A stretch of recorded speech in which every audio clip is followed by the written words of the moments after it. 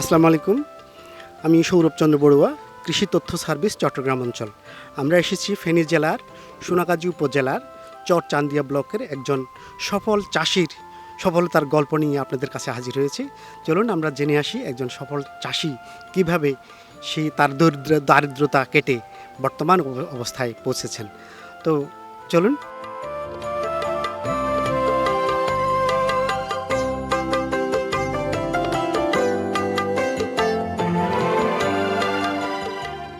আমি মোহাম্মদ একরামুল হক, একজন কৃষক। তো আমি এখানে কৃষিকাজ করি। এখন কৃষিকাজ করে আমি বাড়িঘর সব করেছি।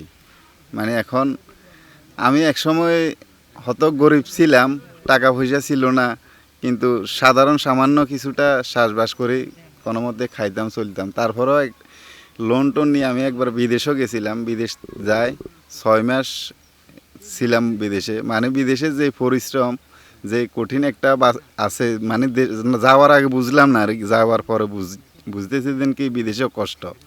এই কষ্টটার 1/2% যদি আমি দেশে প্রয়োগ করি, মানে খরচ করি পরিশ্রমটা, আমার দেশে ইনকাম বেশি। আমি বিদেশ যাই, এই অভিজ্ঞতা অর্জন করার পর বিদেশ থেকে আসি, আমি কৃষিকাজে লিপ্ত হয়েছি। এই কৃষিকাজে সাধারণ ছোটোখাটো কৃষিকাজ করতাম। তো আমাদের কৃষি অফিসার আশরাফ হোসেন পাটোয়ারি একদিন আমাকে রাস্তার পাশে কাজ করা অবস্থায় দেখি আমাকে উপজেলায় আসার জন্য বলছে। তো আমি উপজেলায় গেছি। যাওয়ার পর থেকে ওখান থেকে মানে ওনাদের সহযোগিতায়, আমাদের কৃষি অফিসারের সহযোগিতায়, মানে আমি ধীরে ধীরে আমি ব্যবসা বাণিজ্য বড় আকারে করতেছি। ব্যবসা বাণিজ্য বলতে আপনি যে কৃষি নিয়ে, মানে বাণিজ্যিক কৃষি নিয়ে আপনি কাজ করতেছেন? আমি সব সময় কৃষি নিয়ে থাকি, কৃষি নিয়ে কাজ করি। মানে আমি বিভিন্ন যেই মৌসুমে যে ফসল করা উচিত আমি ওই ফসলটাই করি। এবার আপনি কি পরিমাণ সূর্যমুখী করছেন? আমি এখন এবছর 3 একর জমিতে সূর্যমুখী আবাদ করছি। তারপরে সরিষা কতটুকু করলেন? সরিষা করছি 4 একর। তারপরে ভুট্টা করছি 5 একর। আচ্ছা। তারপরে যাই বোরো ধান। আমি এখনও মাঠে ধান আছে, ধান বাইর হয়েছে, ধান 5 একর করছি। এবার এই যে আপনার চতুর্পাশে দেখতেছি যে মরিচ ক্ষেত বা বিভিন্ন শাকসবজি, আপনি নিজের বাড়িটাকে এত সুন্দর করে সাজালেন, সম্পূর্ণ কি কৃষির ইনকাম দিয়ে? হ্যাঁ, কৃষির ইনকাম দিয়ে আমি করছি। আমার বাড়িতে মনে করেন, বাড়িতে ছোটোখাটো কাজগুলো আমার পরিবারে করে। মানে এই কাজে আমার পরিবারে আমার ছেলে আছে, ছোটো, আর এখনও ছোটো হইলেও একদম ছেলে কৃষির মতো কাজ করে, পড়ালেখাও করে। আপনি লেখাপড়া কতটুকু করছেন? আমি লেখাপড়াটা করেছি ক্লাস 8 পর্যন্ত। এই পর্যন্ত করে এখন আপনার মাসিক ইনকাম কেমন? মাসিক ইনকাম এখন কৃষি জগতে কাজ করতে হলে কোনো মাসে হয়তো 1 লক্ষ টাকার ইনকাম থাকে, কোনো মাসে 50,000ও থাকে, কোনো সময় আরও বাড়তিও থাকে। মানে সর্বনিম্ন আপনার প্রত্যেক মাসে 50,000 টাকার মতো ইনকাম থাকে? 50,000 মতো থাকে। আচ্ছা, এই যে এর মধ্যে আপনারা আর কি কি ফসল করছেন? আমি গম, তারপর তরমুজ আছে, এখনও আমার মাঠে আছে তরমুজ আছে। তারপরে যাই আউশের সময় আউশ করি, আমনের সময় আমন করি। এবার তরমুজ কেমন বিক্রি করলেন?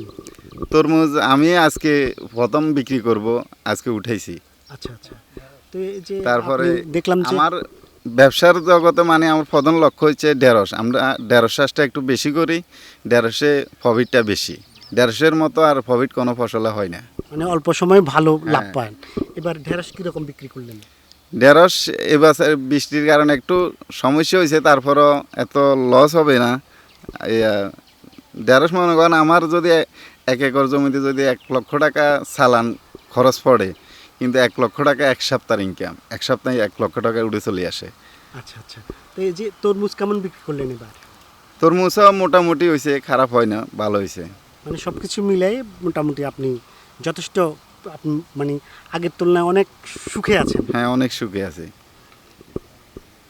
আচ্ছা, তো এই যে আপনার বাড়িতে আমরা যে মুরগির খামার দেখতে পাচ্ছি, তারপরে যে হাঁসের খামার দেখতে পাচ্ছি, আবার পাওয়ার টিলার কি আপনি নিজে থেকে কিনছেন? হ্যাঁ, পাওয়ার টিলার আমি নিজে কিনছি, আর এটা আমি নিজে চালাই। আমার কোনো সময় হয়তো জমিন 20 শতক চাষ দেওয়া লাগে, তো আমি নিজে নিয়ে চাষ দিই।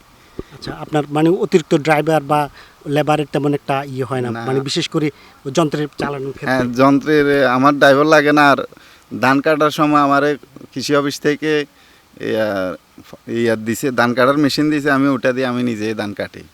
মানে ওই মেশিনটা আপনি নিজে চালিয়েছেন? হ্যাঁ, নিজে চালাই। আচ্ছা আচ্ছা, তাহলে মোটামুটি আপনি মানে কৃষিকাজ করে অনেক সফল। হ্যাঁ, আর ওই ভুট্টা করছি এগুলা মনে করেন আগে এক সময় পরিবারের কষ্ট দিতাম, পরিবারে হাতে ভাঙাইতো। এখন ওই কৃষি অফিসের মাধ্যমে মানে কৃষি অফিস থেকে আমাদেরকে মেশিন দেওয়া হয় ওগুলা মাড়াই করার জন্য। তো আমরা কৃষি অফিস থেকে ওগুলা মাড়াই করে বাজার বিক্রি করে দিই। আচ্ছা, অনেক ধন্যবাদ আপনাকে। আমাদের ফেনীর সোনাগাজী উপজেলার একজন আদর্শ কৃষক একরামুল হক একরাম, উনি চরচান্দিয়া ইউনিয়নের পূর্ব বড়ধুলি গ্রামের বিস্তৃত জায়গা জুড়ে একেবারে মাঠের মাঝে একটি বাড়ি করেছেন, আদর্শ কৃষি খামার। যেখানে গরু আছে, গবাদি পশু, হাঁস মুরগি ছাগলের খামার আছে এবং পারিবারিকভাবে সবজি বাগান আছে, ফল গাছ আছে বাড়ির পাশে। এখানে আসলে আমাদের যে কারোই ভালো লাগে। একজন আদর্শ খামারি, ওনাকে দেখে আরও অন্যান্যরাও উদ্বুদ্ধ হচ্ছে। ওনার মাঠে সবজি চাষ আছে, ঢেঁড়স চাষ, মৌসুমে লাল শাক, ফুলকপি, তরমুজ, এবং এখনও মাঠে দেখে আসলাম তরমুজ, মিষ্টি কুমড়া, লাউ, চিচিঙ্গা, ঝিঙ্গা, এগুলো সব চাষ করেন উনি এবং বাজারেও বিক্রি করেন ভালো মূল্যে। উচ্চ মূল্যের ফসল হিসেবে ভুট্টার আবাদ করেছেন অনেক জায়গা জুড়ে, এবার সূর্যমুখীর চাষ করেছেন, সরিষা চাষ করেছেন। তো এগুলো মিলে আমরা কৃষি বিভাগ ওনার পাশে আছি, সময় সময়ে প্রণোদনা এবং বিভিন্ন প্রকল্পের থেকে সহযোগিতা আমরা প্রদান করে আসছি। আমরা চাই আগামীতে একরামুল হক উনি যেমন একজন প্রবাস ফেরত কৃষক, ওনার মতো এ ধরনের কৃষি উদ্যোক্তা বা কৃষি ব্যবসায়ী আরও আসুক। আমরা সেই লক্ষ্যে কাজ করছি উপজেলা কৃষি অফিস সোনাগাজী। আমার কৃষক যিনি জনাব মোহাম্মদ একরামুল হক, আমি ওনাকে কৃষক বলি না, আমি ওনাকে কৃষি উদ্যোক্তা বলি। ওনার যে কৃষি খামার, এটা খামার পর্যায়ে চলে গেছেন। উনি গরু, মহিষ, হাঁস, মুরগি এবং বিভিন্ন ফসলাদি উনি আবাদ করে থাকেন। উনি উচ্চমূল্যের ফসল তরমুজ, ঢেঁড়স থেকে শুরু করে ভুট্টা, সূর্যমুখী সব ধরনের ফসল আবাদ করেছেন। উনি 3 মৌসুম, রবি, খরিফ 1, খরিফ 2, 3 মৌসুমে উনি ফসল আবাদ করেন। আমার কাছে উনি একজন সফল কৃষি উদ্যোক্তা এবং উনি কৃষি কাজ করে ওনার আন্ডারে প্রায় 10 থেকে 20 জন লোক প্রতিদিন ওনার এই কাজে নিযুক্ত থাকেন। উনি কৃষিকাজ করে ওনার বাড়িতে আজকে বিল্ডিং আছেন, হাঁসের খামার আছেন, মুরগির খামার আছে, অনেক কিছু আছে।